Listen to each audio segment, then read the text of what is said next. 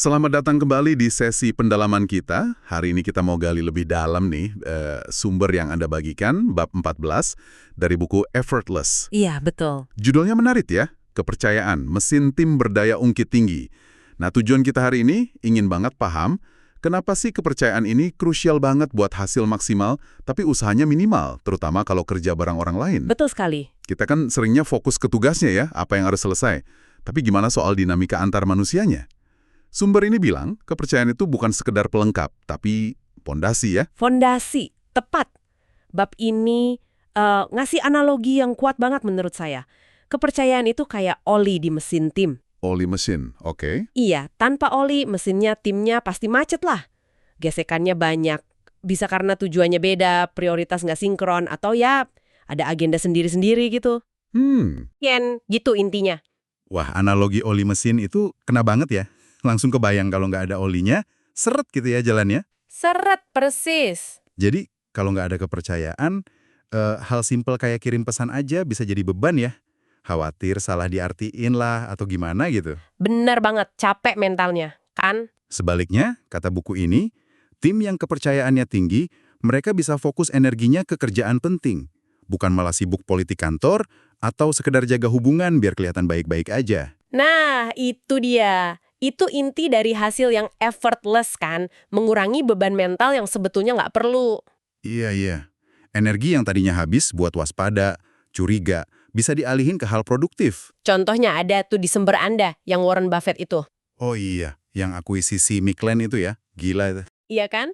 Miliaran dolar deal cuma pakai pertemuan 2 jam sama jabat tangan. 2 jam, tanpa due diligence yang biasanya berbulan-bulan kan? Betul, itu karena dia percaya 100% sama integritas penjualnya, Walmart waktu itu. Bayangkan coba, berapa banyak waktu, uang, dan ya ampun, energi mental yang kehemat.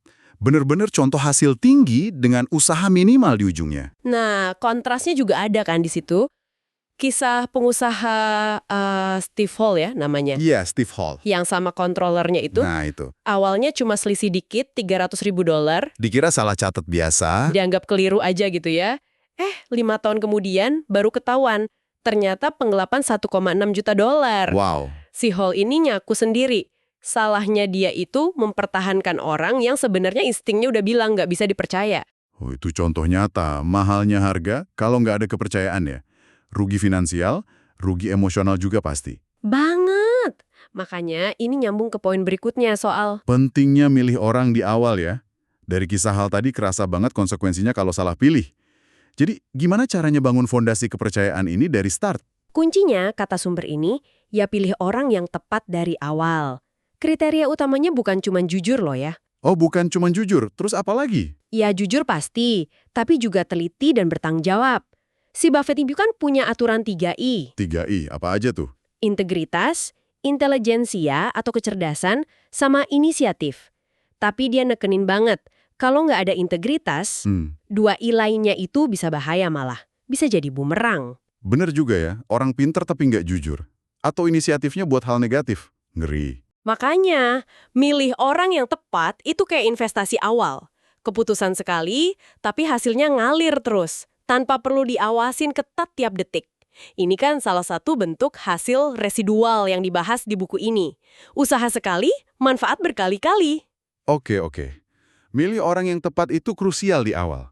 Tapi gimana kalau kita udah terlanjur ada di tim yang mungkin kepercayaannya belum solid gitu? Nggak mungkin kan langsung ganti semua orang. Nah, ini menarik. Sumber ini nyaranin jangan buru-buru nyalahin orangnya. Terus, Coba lihat dulu struktur hubungannya. Jangan-jangan masalahnya di situ. struktur hubungan. Maksudnya gimana tuh? Seringkali gesekan itu muncul bukan karena niatnya jelek, tapi karena strukturnya nggak jelas. Ekspektasinya kabur, perannya tumpang tindih, aturan mainnya ambigu. Bingung kan jadinya? Oke. Jadi kayak nggak ada pegangan yang jelas gitu ya? Persis. Nah, solusinya, kata buku ini, adalah dengan sengaja merancang apa yang disebut perjanjian kepercayaan tinggi. Perjanjian kepercayaan tinggi. Kedengerannya formal banget ya. Apa nggak malah jadi kaku atau nunjukin kalau kita nggak percaya dari awal? Nah, itu pertanyaan bagus. Justru menurut penulisnya, sebaliknya. Bikin eksplisit di awal itu investasi. Investasi. Iya, investasi waktu untuk mencegah salah paham dan gesekan nanti. Ini bukan soal nggak percaya, tapi soal membangun landasan bareng yang kokoh. Caranya simpel kok, cukup definisikan bareng 5 hal utama. 5 hal ya? Apa aja tuh? Pertama, hasil. Kita mau capai apa sih bareng-bareng? Kedua, peran. Siapa ngerjain apa? Biar jelas. Oke, hasil, peran, Ketiga, aturan. Standar minimum kita gimana? Apa yang boleh, apa yang enggak? Keempat, sumber daya. Kita punya apa, butuh apa? Orang, uang, alat. sip. Terakhir, Kelima, penghargaan. Gimana kita tahu kalau kita berhasil? Gimana kita apresiasi kemajuan? jadi kayak bikin peta jalan bareng ya, biar semua tahu arahnya kemana, cara mainnya gimana. Betul. Sekali dibuat di awal, itu bisa hemat banyak sekali energi dari konflik atau kebingungan di kemudian hari. Masuk akal. Jadi effort di depan buat hasil yang lebih mulus dan effortless ke belakangnya ya. Lagi-lagi hasil residual. Tepat.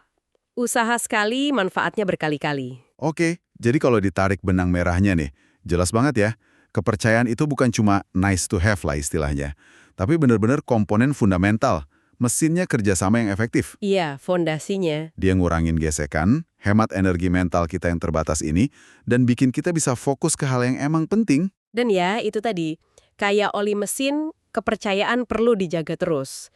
Milih orang yang tepat di awal itu penting. Terus, proaktif bangun kejelasan lewat struktur kayak perjanjian kepercayaan tinggi tadi, itu cara biar mesin tim Anda nggak cuma jalan, tapi jalannya optimal, lancar jaya gitu.